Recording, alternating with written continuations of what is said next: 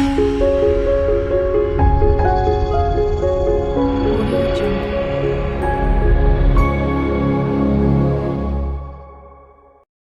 everyone, I hope you're doing well today. We're going to go over the full moon in Cancer. It'll be at 4 degrees and 58 minutes on December 26th at 7:32 p.m. Eastern Standard Time. So full moons are the things that are being revealed to you or chapters completing. It is releasing emotionally of Cancer energies, and that includes family, home, mother figures, nurturing yourself and nurturing others. Full moons are always the sun opposing the moon, so the sun opposing the moon will be at Capricorn, 4 degrees and 58 minutes. The moon will be stationed in Cancer. We are going to look at the houses that the moon is in your chart, and also the sun. There are some aspects that I want to go over with you in regards to this full moon. That's going to give it more of an adult blessing bestowed upon you, okay? Because the sun will be trining Jupiter with luck, blessings, and abundance. And the moon will be trining Saturn with maturity and stability and the lessons that you've learned thus far. Now, this full moon is about having faith within yourself rather than outside of yourself. Fully owning your emotions. I guess you could call it feeling it to heal it, right? Taking responsibility for your emotions, which is Capricorn, okay, mixed with Cancer energies. Clearing out past energies to make room for the new, all right? Capricorn is moving you forward. The past energies is Cancer. Connections with Saturn are typically authority figures like fathers, bosses, the person that is a leader within your family. There will be an emotional healing that will come, and you will see that you have grown and are already, that you are ready to let go, okay? I do apologize, Mercury is retrograde. That you're ready to let go of that energetic pull with grace, because now you are the authority within your world and you understand. You understand that heavy is the head that wears the crown, and you can have compassion for those people that are of authority within your life, okay? So I'm going to go through the signs. Please look at your sun, moon, and rising sign to get a bigger picture of what is happening in your world. I'll see you soon. Hi, Sagittarius. This is for Sagittarius, sun, moon, or rising. We are going to look at this full moon that is happening in Cancer. The moon is stationed in your 8th house, opposing the sun, which makes it a full moon in your 2nd house. So let's go over the 8th house by definition, okay? So the 8th house is legal matters, divorce, other people's resources, debts, taxes. Make sure my mic isn't hidden. Let's see, other people's resources, taxes, banking. It's the bonding sex, okay, the soul bonding sex, and hidden knowledge is here, inheritance is here, death and rebirth is here, mortgages.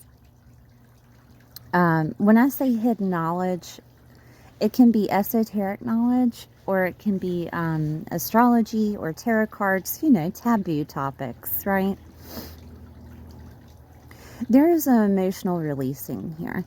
And with this full moon, it's going to help you understand a completion, a releasing, a chapter ending that needs to happen emotionally, okay? Within that house, within the 8th house. And this could look like you finishing up some type of legal situation, but it was emotional going through it. And it could have involved a divorce, but it's more or less something that was hitting you emotionally. Other people's resources is in the 8th house, and you could stop using other people's resources because it's just too much to handle. This could also look like debts here being emotionally released, like you're finally paying off that debt, and it just held this brick upon your back that, man, I have to pay it, I have to pay it, I have to, right? And every month you had to scrape up the money to get it done, and now it's gone. That could be something.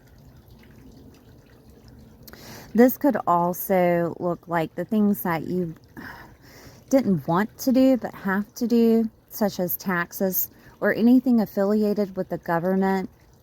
And I do know that some Sagittarius says they just don't like to do government situations such as taxes and you know, paperwork for the IRS and, you know, anything affiliated with property. Okay, they just don't like to do it.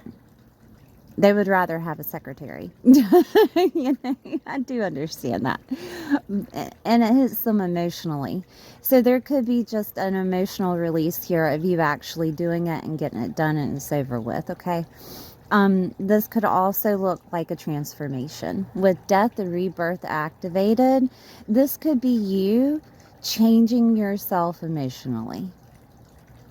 Maybe you didn't have much emotions to begin with, and then all of a sudden you're filled with them overwhelmingly, and you're releasing. You're finally letting the past be the past, and the present is now, right? And that could involve family, okay?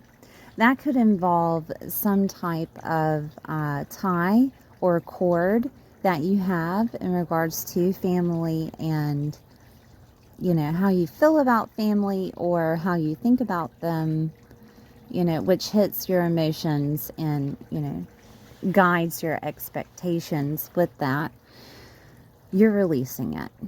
You could be putting up boundaries in regards to family. That could be something, because a lot of times whenever you feel overwhelming emotions in regards to family, it's time to put up some boundaries, right? That they're just interfering too much, and that's fine. Okay, that is totally normal. Okay, boundaries are good. This could look like you finally closing on a mortgage, and it could be either your first home or whatever situation that you're in to buy a home. And it's very emotional, right? It's very emotional. It could also be where you grew up or vice versa because of those boundaries, right? This could look like you finding hidden knowledge or taboo topics to help release overwhelming emotional ties with family. And whenever, because you're Sagittarius and you are the guidance of the 9th house in astrology, okay? You guys own the 9th house. And you're defined by belief in the bigger picture and, you know, faith and teachers and gurus and things of that nature. So if you are releasing emotionally and you come upon some type of hidden knowledge, or you're looking for it, you're looking for a way to let go, okay? I suggest to listen to Abraham Hicks. Just type in Abraham Hicks and then whatever situation it is, and something will come up, because there's many people that like take her teachings and then replay them and this, that, and the other. Okay. But Abraham Hicks really does help when it comes to figuring out what you want and how to tame the mind. Okay. Also, if you're releasing emotionally in regards to like you want some root chakra healing, or you need some inner child healing, or you're trying to place those boundaries, and particularly I suggest that you listen to Christina Lopes, Lopes. Christina is spelt with a C, okay? Because she calls herself the heart alchemist, and she's really good at what she does. She really is. And she can define something to the nitty-gritty, right?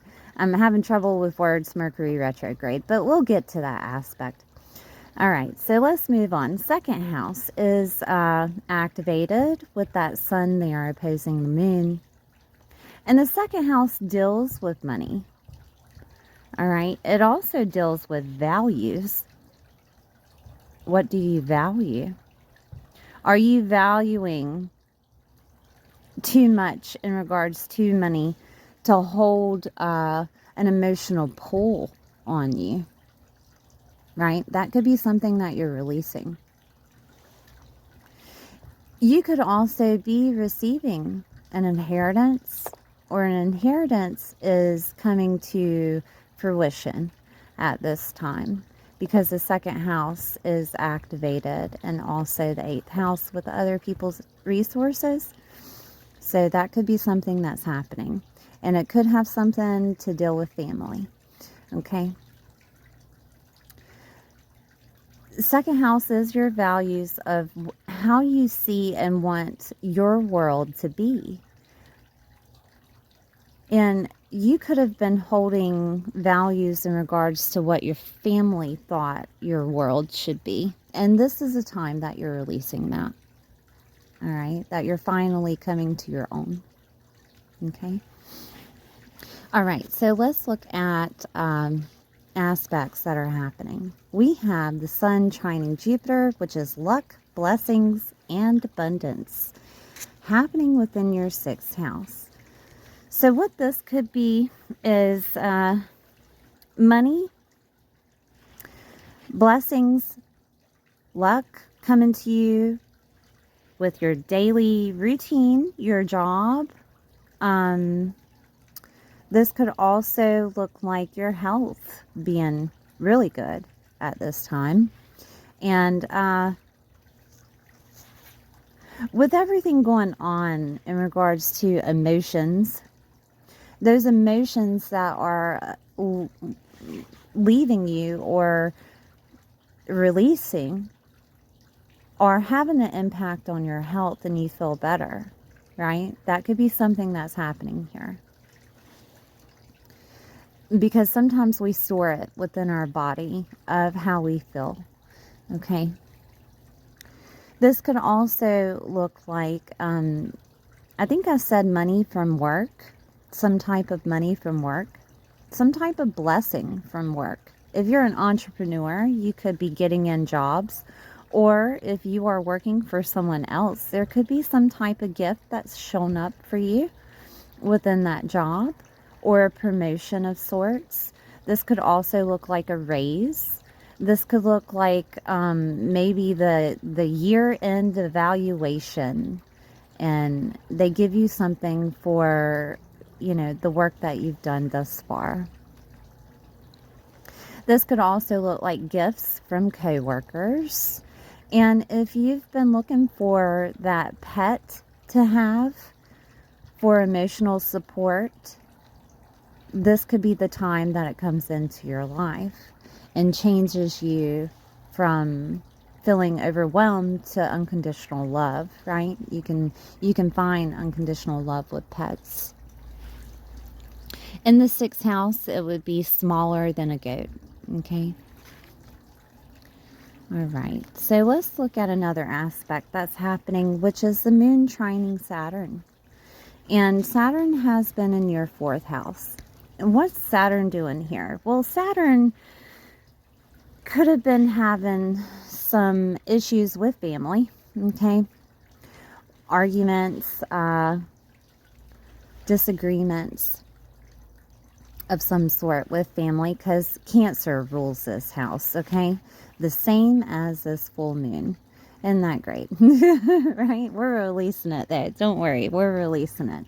So the fourth house is property, home, family, nurturing yourself and others, your mother. If you are a single father, this could be you having lessons about being a single father. If you are a mother, this could be you of having lessons about being a mother.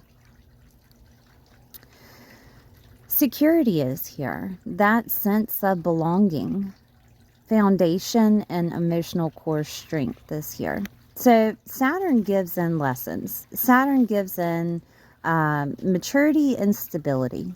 Okay. And you are now desensitized with Saturn being in the fourth house.